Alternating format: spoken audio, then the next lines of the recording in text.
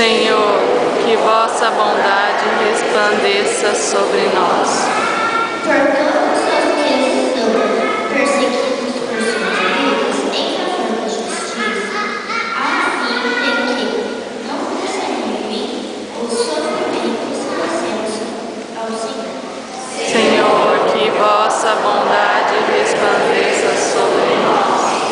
Para que os governantes possam exercer sua missão em favor do superando a tentação de governar em benefício de seus interesses recentes. Senhor, que vossa bondade resplandeça sobre nós.